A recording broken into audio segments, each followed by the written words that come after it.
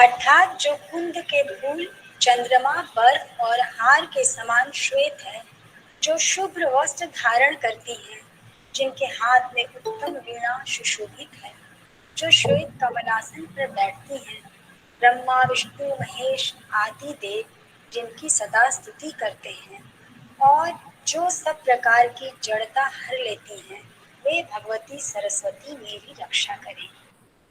श्रीमती रंजीता महाभागायां कृते बहुशः धन्यवादाः। अतिमधुरां सरस्वती वन्दनां भवत्या प्रस्तुताम्। अस्य कार्यक्रमस्य अध्यक्षा अस्माकं अभिभावका महाविद्यालयस्य प्राचार्या डॉक्टर जयश्री महोदया सन्ति। तासां हार्दिकं स्वागतं व्याहरामि।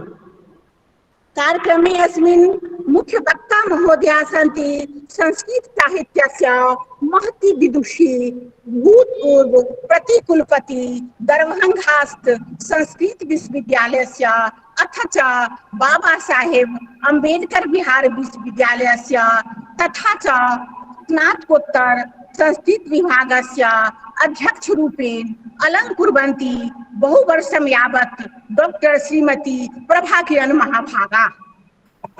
नमस्ते। यह हमारा परम सौभाग्य है कि गुरु माँ से संस्कृत दिवस के उपलक्ष्य में व्याख्यान सुनने का सुअवसर प्राप्त हुआ है। आपने 1993 से 1995 तक स्नातकोत्तर संस्कृत विभाग BRA बिहार विश्वविद्यालय में अपनी ज्ञान राशि से हमें अभिसिंचित किया है तथा मेरी PhD मौखिकी के समय सन 2011 में मेरा हौसला बढ़ाने के लिए आप समुपस्थित थी। आपको बारंबार प्रणाम। नमस्कार। नमस्कार जी। अतः भक्तीनां स्वपक्षता विभाग पक्षता अथ च महाविद्यालय पक्षता भूयो भूय स्वागतं व्याहरामि तथा च अहं सादरं वन्दे। अस्मिन् पटले उपस्थितानां सर्वासां जनानाम् अभिनन्दनं स्वागतं च करोमि। कार्यक्रमस्य संयोजका रूपेण पुनः एकवारम् अन्तर्जाल माध्यमेन सर्वेषां स्वागतं व्याहरामि।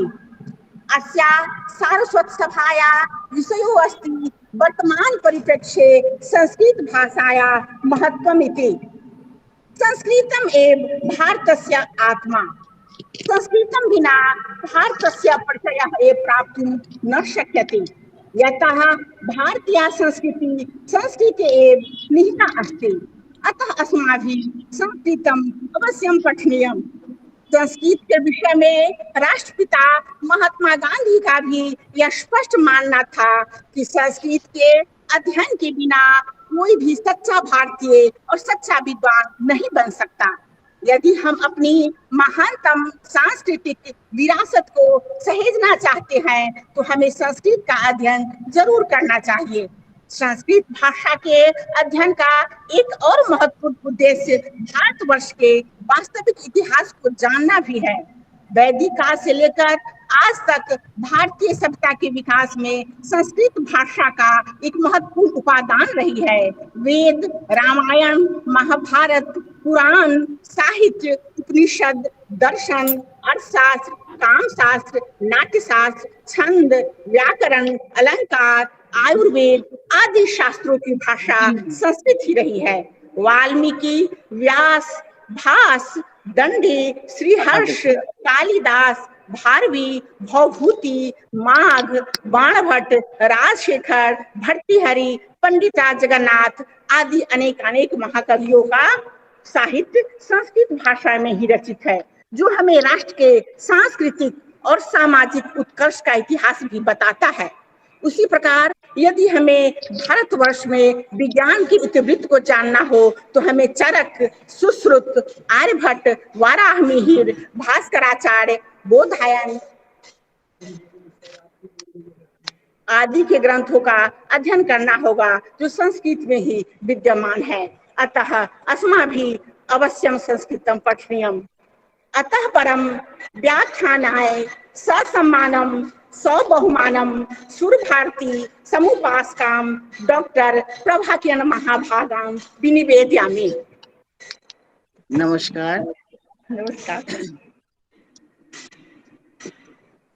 मैडम, इस मैं 2 मिनट में बोलना चाहूंगी रंजू आपके बोलने के पहले, क्योंकि मैडम का आज समय मिला हम लोग के महाविद्यालय के इस कार्यक्रम के लिए।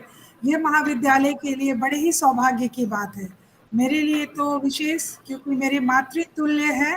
और विद्वता में ये आपके विषय, रंजू, डॉक्टर रंजू आपके विषय की विद्वान है, लेकिन हम लोगों के लिए गार्जियन की तरह है। और बहुत बड़ा विशेष दिन है आज कि संस्कृत विभाग के लिए इतने विद्वान महिला आज व्याख्यान के लिए आपके साथ हैं, हमारे साथ जुड़ी हुई हैं। पूरे महाविद्यालय परिवार की ओर से एक बार फिर मैं आपका आभार प्रकट करती हूँ। धन्यवाद तो बाद में होगा, बोले बिना मैं रह नहीं पा रही थी। मेरे लिए बहुत ही विशेष दिन है आज। ठीक है, बहुत बहुत धन्यवाद आप सबका। इस संस्कृत दिवस के शुभ अवसर पर आयोजित इस वेबिनार में आए सभी विद्वज्जन, सभी विदुषियों को मैं नमन करती हूँ तथा इस कार्यक्रम की सफलता के लिए हृदय से कामना करती हूँ। यह संस्कृत दिवस प्रत्येक वर्ष श्रावणी पूर्णिमा को ही मनाया जाता है, जिसका आरंभ 1969 ईस्वी में हुआ था। 1969 ईस्वी से ही यह प्रारंभ किया गया कि संस्कृत दिवस श्रावणी पूर्णिमा को रक्षाबंधन के शुभ दिन में मनाया जाए। मैं संस्कृत की छात्रा रही हूँ। संस्कृत विषय पर कुछ कहते हुए मुझे बहुत ही खुशी हो रही है। संस्कृत केवल स्व-विकसित भाषा ही नहीं, बल्कि संस्कारित भाषा है। इसे संस्कारित किया महर्षि पाणिनि ने, महर्षि कात्यायन ने और योग शास्त्र के प्रणेता महर्षि पतंजलि ने, इसलिए इसका नाम संस्कृत पड़ा। समाज में जिन नैतिक मूल्यों की आवश्यकता होती है वह हमें धर्मशास्त्रीय, नीति शास्त्रीय आदि ग्रंथों में उपलब्ध होता है।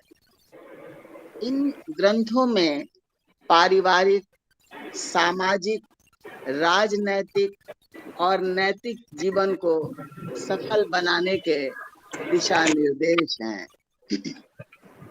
यह अत्यंत ही समृद्ध भाषा है। आधुनिक ज्ञान विज्ञान की ऐसी कोई शाखा नहीं जो संस्कृत में न हो। यद्दिहास्ति तदन्यत्र यन्नेहास्ति तन्न क्वचित। यह कथन यद्यपि महाभारत के लिए है, फिर भी यह संस्कृत पर भी लागू होता है। इसका अर्थ है यद इहास्ति, जो यहाँ है वह सभी जगह है, जो यहाँ नहीं है वह कहीं नहीं है। संस्कृत को आधुनिक परिप्रेक्ष्य में देखने की आवश्यकता है। आज संस्कृत में आज की आवश्यकताओं को पूरा करने का सामर्थ्य है। आज पूरा संसार ग्लोबल विलेज बन गया है। एक छोटे से दायरे में पूरा संसार सिमट गया है। लेकिन हमारे वैदिक ऋषियों ने बहुत पहले ही कहा वसुधैव कुटुम्बकम, और सबके कल्याण की बात इन्होंने कही। सर्वे भवन्तु सुखिनः, सर्वे सन्तु निरामयाः, सर्वे भद्राणि पश्यन्तु मा कश्चित् दुःखभाग् भवेत्। इसी तरह वेद में मित्रों के साथ, मित्रों की क्या आवश्यकता है जीवन में, इस पर भी ध्यान दिया गया है। इस पर भी बातें कही गई हैं। मित्रस्य चक्षुषा समीक्षाम्यहम्। इस तरह संस्कृत में हमें एक विशाल साहित्य उपलब्ध होता है। खगोल शास्त्र है, गणित शास्त्र है, संगीत विद्या है, ज्योतिष है, दर्शन है, काव्य है, नाटक है, महाकाव्य है, आदि आदि बहुत सारे ग्रंथ संस्कृत में हैं। और कृषि विज्ञान पर अनेकों ग्रंथ लिखे गए संस्कृत में। संस्कृत में पेड़ पौधों के विषय में इतनी जानकारियां हैं कि संभवतः वनस्पति विज्ञान विभाग में उतनी न होगी। चिकित्सा विज्ञान पर भरपूर ग्रंथ उपलब्ध हैं। यहाँ तक कि हवाई जहाज बनाने के लिए यह सदियों पहले हमारे यहाँ ग्रंथ लिखे गए। आज आयुर्वेद चिकित्सा में लोगों का विश्वास बढ़ रहा है। सारे संसार में जड़ी बूटियों पर अनुसंधान हो रहे हैं। आधुनिक चिकित्सा पद्धति आज उस स्थान पर पहुंच गई है जिसे हमारे प्राचीन ऋषि मुनियों ने आयुर्वेद ग्रंथ में वर्णन किया है। बहुत सारी जड़ी बूटियों का प्रयोग एलोपैथिक दवा बनाने में हो रहा है। बहुत सारी जड़ी बूटियां, तुलसी हो, हल्दी है, लहसुन है, इन सबों को आज पश्चिम का देश पेटेंट कर रहा है, पेटेंट बना रहा है। योग हमारा संस्कृत साहित्य की पतंजलि की देन है। योग से मन नियंत्रण में रहता है, और जब मन नियंत्रण में रहता है तभी विश्व विजय भी संभव है। हमारा संपूर्ण वैदिक वाङ्मय, स्मृति ग्रंथ, रामायण, महाभारत, धर्मशास्त्र, ज्योतिष शास्त्र आदि इस साहित्य में, इस शास्त्र में उपलब्ध है, संस्कृत में उपलब्ध है। ये सारे ग्रंथ भारतीय सभ्यता और संस्कृति के धरोहर को आज बनाए रखे हुए हैं। इस तरह संस्कृत एक सुसंस्कृत समाज का निर्माण करने में सहायक है। संस्कृत के लाखों ग्रंथ पांडुलिपियों में हैं।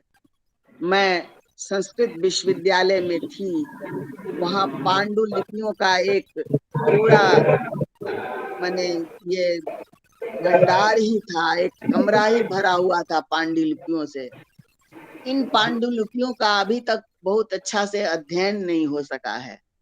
भारत सरकार के पास 50 लाख पांडुलिपियां हैं जिसकी सूचना है, 50 लाख पांडुलिपियों की, जिसमें 30 लाख अकेले संस्कृत का ही है।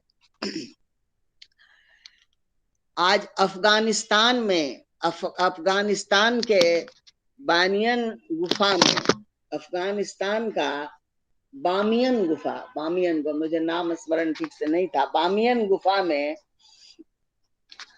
आज भी शारदा लिपि में उपनिबद्ध बहुत सारे मैन्युस्क्रिप्ट हैं। बहुत सारों को तो वहां के लोगों ने, तालिबानियों ने बहुत बर्बाद भी कर दिया, लेकिन आज बहुत सारा उसमें से ब्रिटिश लाइब्रेरी में वो सुरक्षित है, रखे हुए हैं। इस प्रकार से ये और भी बहुत सारे मैन्युस्क्रिप्ट हैं जो वहां के काबुल के म्यूजियम में हैं, और बहुत को तो इन लोगों ने नष्ट भी कर दिया। गीता का उपदेश विश्वजनीन है, वो केवल भारतवर्ष के लिए नहीं है। उसमें पुरुषार्थ त्रय की जो व्याख्या की गई है, वह पुरुषार्थ त्रय की व्याख्या केवल एक मनुष्य के लिए नहीं है, यह मनुष्य मात्र के लिए है। इस बृहद शास्त्र में हर स्थिति से संबद्ध अनेक सूक्तियां, सुभाषित और उपदेशात्मक लघु कथाएं हैं। संस्कृत के विद्वज्जन समय समय पर इन प्रसंगवश इन्हें उद्धृत करते हैं। इन सबों का संकलन कर अगर किया जाए, इन सबों का संकलन, तो एक अच्छा ग्रंथ तैयार हो सकता है।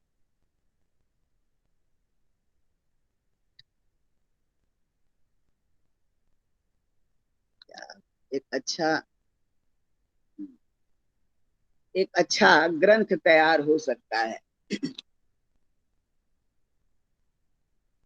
अमेरिका के पूर्व राष्ट्रपति बराक ओबामा ने एक बार किसी भाषण के प्रसंग में कहा था कि अमेरिकी छात्र भी यदि पंचतंत्र पढ़कर बड़े होते तो यह बहुत अच्छी बात होती।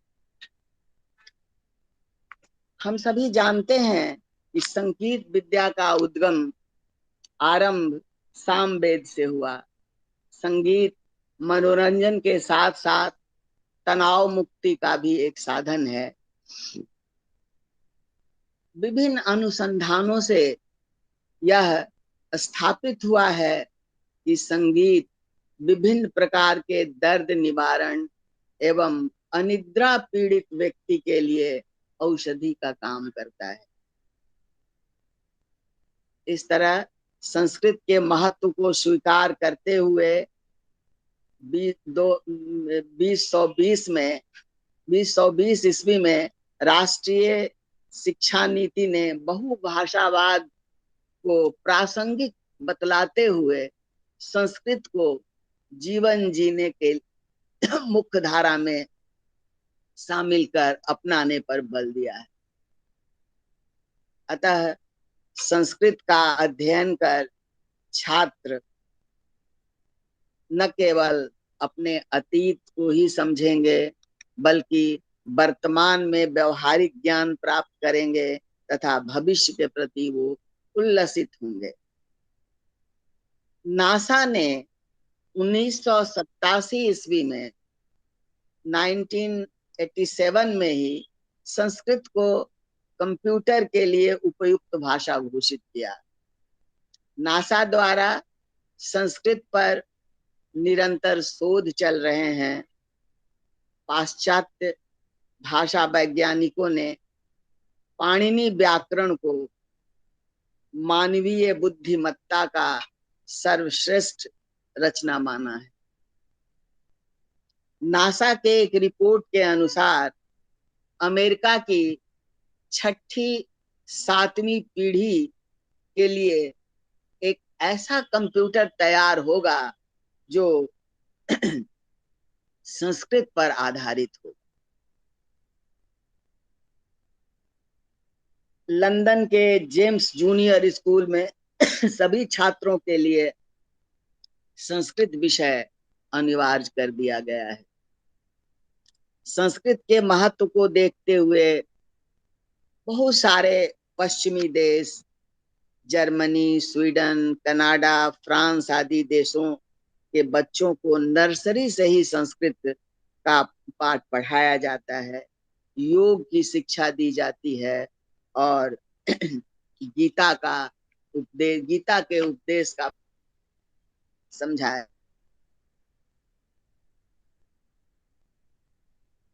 जाता है उनके सामने। की 8वीं सूची में शामिल है। अंबेडकर ने भी संस्कृत को राष्ट्रभाषा बनाने के लिए कहा था, प्रपोजल दिया था। आज भी उत्तराखंड राज्य में द्वितीय राज्य भाषा का दर्जा इसे मिला है। देश के कई हिस्से में आज भी संस्कृत बोलचाल की भाषा है। जैसे कर्नाटक के मुतूर गांव में, मध्य प्रदेश के नरसिंह जिले के मोहाद इत्यादि जगहों में संस्कृत बोलचाल की भाषा है। जर्मनी के 14 विश्वविद्यालयों में लोगों के विशेष आग्रह पर संस्कृत शिक्षा उपलब्ध कराया जा रहा है।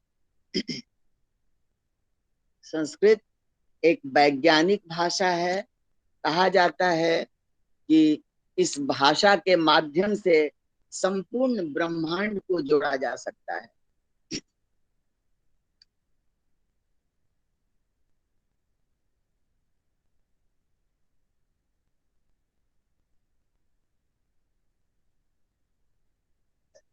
हमारे नासा के वैज्ञानिकों का यह कहना है कि कुछ समय बाद यह नासा का माने ऑब्जर्वेशन है, नासा ने कहा। यह एक वैज्ञानिक भाषा तो है ही। संस्कृत वाक्यों में शब्दों को किसी क्रम में रखने पर अर्थ का अनर्थ नहीं होता। ऐसा इसलिए है कि सभी शब्द विभक्ति और वचन में आबद्ध होते हैं। जैसे अहम गृहम गच्छामि, गच्छामि अहम गृहम, दोनों सही है। वैज्ञानिकों के अनुसार, नासा के वैज्ञानिकों के अनुसार, जब वे अंतरिक्ष में मैसेज भेजते थे तो सारे वाक्य उलट जाते थे। कई भाषाओं का प्रयोग उन लोगों ने किया, लेकिन वही समस्या आई। अंत में संस्कृत में मैसेज भेजा, वो सूत्र के माध्यम से छोटे छोटे शब्दों में, और चूंकि शब्द उलट भी जाते थे तो उनका अर्थ नष्ट नहीं होता था, इसीलिए यह जो मैंने भाषा भेजा गया वह ठीक रहा। संस्कृत की विशेषता है कि वह स्वर व्यंजन का एक विशिष्ट उच्चारण स्थान होता है। प्रत्येक स्वर व्यंजन का उच्चारण व्यक्ति के ऊर्जा चक्र को सक्रिय कर उस व्यक्ति के चेतना स्तर में वृद्धि करता है। इसीलिए कहा जाता है कि शुद्ध उच्चारण के साथ सोच समझ कर बोलना चाहिए। शब्दों की अपनी शक्ति होती है, इसी कारण इसका सदुपयोग, इसका दुरुपयोग व्यक्तित्व पर प्रकाश डालता है। शब्दों के प्रयोग से व्यक्तित्व, स्वभाव एवं आचरण का निर्धारण होता है। वैदिक मनीषियों ने इसी आधार पर मंत्रों को विकसित किया। प्रत्येक मंत्र स्वर व्यंजन की प्रक्रिया से जुड़े हुए हैं। मंत्रों के शुद्ध उच्चारण से मस्तिष्क की चेतना जागृत होती है और जागृत चेतना के साथ व्यक्ति विशिष्टता को प्राप्त करता है। तब उसका कहा हुआ सत्य होता है। शायद आशीर्वाद देने, वरदान देने और श्राप देने का यही आधार रहा ऋषि मुनि। भाषा के रूप में संस्कृत में सारी संभावनाएं हैं जिसकी आज जरूरत है। कमी इस बात की है कि हम संस्कृत में निहित शक्ति और संभावनाओं को समाज से नहीं जोड़ते। इस कारण आज संस्कृत समाज से कट गया। आज का युवा संस्कृत में अपना भविष्य और रोजगार नहीं देख पाता, रोजगार की संभावनाओं को नहीं देख पाता। संस्कृत को केवल परंपरागत शिक्षण और कर्म कांड तक ही सीमित कर दिया गया। संस्कृत शिक्षण को इतना दुरूह बना दिया गया कि सीखने की रुचि ही नहीं रही। युवा पीढ़ी संस्कृत से तब तक उदासीन रहेगी, तब तक उसका ख्याल नहीं करेगी, जब तक इसे आज की जरूरत और भविष्य की संभावनाओं से नहीं जोड़ा जाए। संस्कृत में रोजगार की अनेकों संभावनाएं हैं। कंप्यूटर को जोड़कर देखा जाए तो संस्कृत का कीबोर्ड तो बना, पर उसको संचालित करने वाला ऑपरेटर नहीं है। यदि हम इन सब बातों पर विचार करें तो बहुत सारे द्वार खुल सकते हैं। संस्कृत का एक अंतर्राष्ट्रीय स्वरूप पर्यटन से जोड़ा जा सकता है, जैसे चीन, जापान, इंडोनेशिया, थाईलैंड आदि दक्षिण पूर्व एशियाई देशों से धार्मिक पर्यटक हमारे यहाँ आते हैं। बुद्ध से संबद्ध स्थलों को वो देखते हैं, उनको समझने का प्रयास करते हैं। उन लोगों को एक कमी खलती है कि उनकी भाषा में उन्हें कोई समझाने वाला नहीं है, इन सब बातों को समझाने वाला नहीं है। तो आज का युवा वर्ग यदि विदेशी भाषा को सीखकर उनका गाइड बनता तो यह समस्या का समाधान होता। संस्कृत के छात्रों से यह आग्रह है कि वो विदेशी भाषा जरूर सीखें, क्योंकि ये भाषा सीखना उनके लिए बहुत कठिन नहीं होगा, आसान ही होगा, क्योंकि संस्कृत के बहुत सारे शब्द इन भाषाओं में उपलब्ध होते हैं। छोटे बच्चों को संस्कृत का ज्ञान उन शब्दों से कराया जाना चाहिए जिन शब्दों से वो परिचित होते हैं, जैसे गाय है, जंगल है, घास है, ये शब्द वो समझते हैं। तो इससे बने शब्द गौ जंगले घासम खादती, इस वाक्य का हर शब्द बच्चा जानता है, समझता है। दूध शब्द के लिए दुग्ध शब्द संस्कृत का, इससे भी सब बच्चा परिचित होता है। ऐसे जाने माने शब्दों से यदि पाठ्यक्रम हम तैयार करें तो संस्कृत लिखना और पढ़ना बहुत रुचिकर हो जाएगा। अंत में हम यह कहेंगे कि संस्कृत केवल अतीत को जानने के लिए ही नहीं, वरन अन्य भारतीय भाषाओं को समझने के लिए भी इसका ज्ञान आवश्यक है। संस्कृत के माध्यम से हम कई देशों की जड़ों को जान सकते हैं। इस तरह हम यह देखते हैं कि संस्कृत का यह विशाल शास्त्र उतना ही प्रासंगिक है, आज भी उतना ही प्रासंगिक है जितना सदियों पूर्व। सबको एक बार फिर मैं धन्यवाद ज्ञापित करती हूँ। नमस्कार।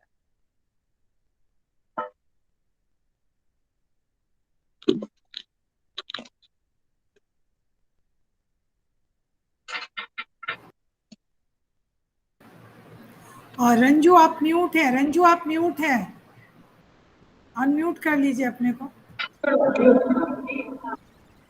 और बहुत बहुत धन्यवाद मैडम, आपने नई नई जानकारियों से हमें लाभान्वित किया। इसके लिए हम तहे दिल से आपका आभार व्यक्त करते हैं और आशा है कि भविष्य में भी आपका सहयोग हमें मिलेगा। आपने जैसे नासा के बारे में बताया और जर्मनी के कई राष्ट्रों में, कई विश्वविद्यालयों में संस्कृति पढ़ाई, 14 विश्वविद्यालयों में संस्कृति पढ़ाई। तो इस तरह हमें नई नई जानकारी से अवगत होने का मौका मिला। इसके लिए हम बहुत बहुत आपको धन्यवाद देते हैं और प्रणाम करते हैं, सादर प्रणाम करते हैं। अधुना महाविद्यालय कृते तन मन धन समर्पितां स्वप्राचार्या महाभागां आवाहयामि यत् ताः किंचित् शब्दैः अस्मान् अनुगृह्णन्तु। प्राचार्या महाभागा।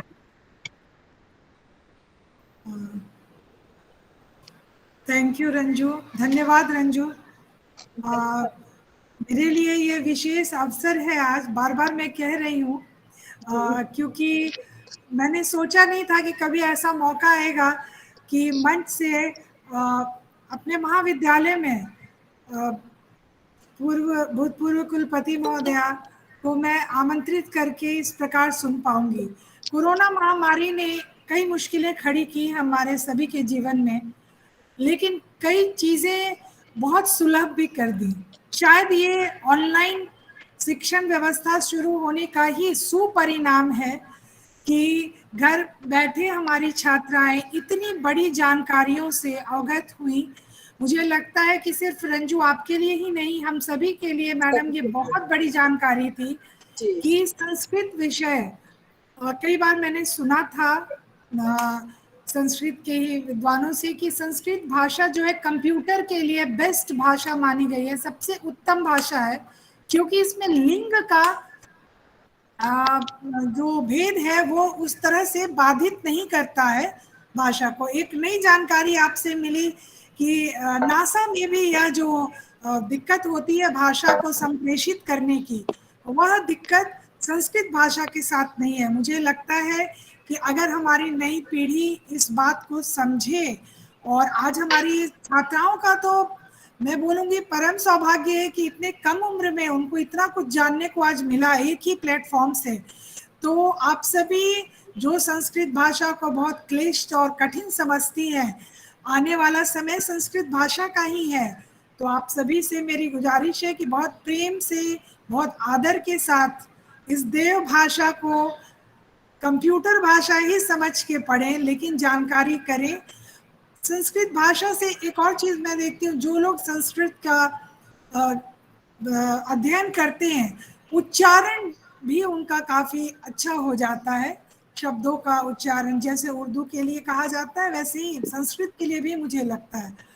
और मेरी छात्राओं से मैं कहूँगी, आज जो भी जानकारी मिली है उसका आप सदुपयोग करें और नए क्षेत्र उन्नति के अपने लिए खोलें और संस्कृत भाषा को बहुत प्रेम से पढ़ें और अपना उज्जवल भविष्य इस क्षेत्र में भी बनाने का विचार करें।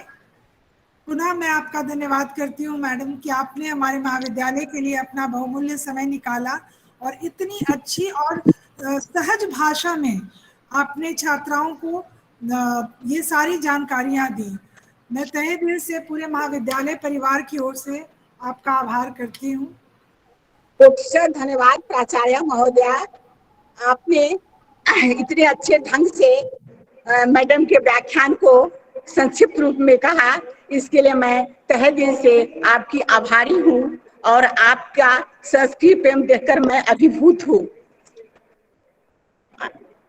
अतः धन्यवाद ज्ञापन हेतु अर्थशास्त्रस्य सहायक प्राध्यापिका श्रीमती अनीता मिंज महाभागा आमंत्र्यते।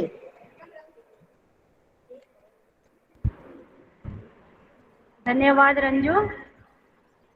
आदरणीय प्राचार्य महोदय, परम श्रद्धेय मुख्य वक्ता महोदय, हमारी सहकर्मियों, महाविद्यालय के अन्य कर्मचारीगण तथा प्यारी छात्राओं, जैसा कि हम सभी जानते हैं कि श्रावणी पूर्णिमा अर्थात रक्षाबंधन के दिन संस्कृत दिवस मनाया जाता है।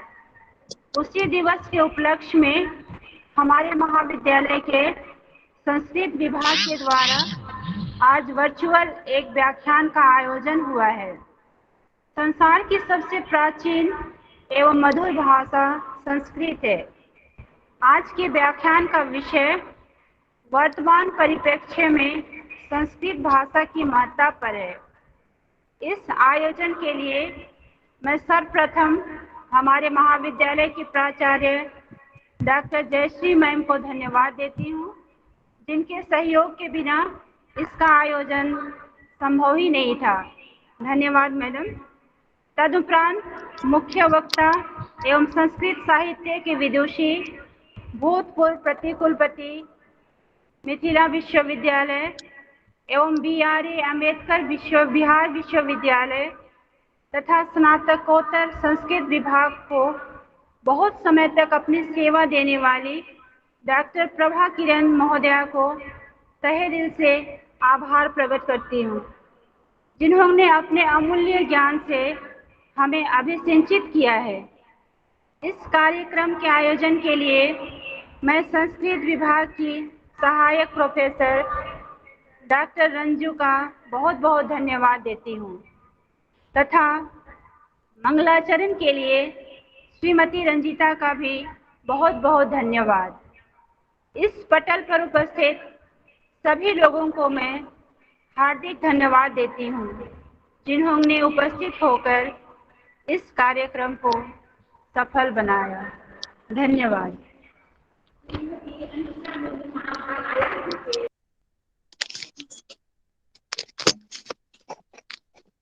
रंजू आप म्यूट है।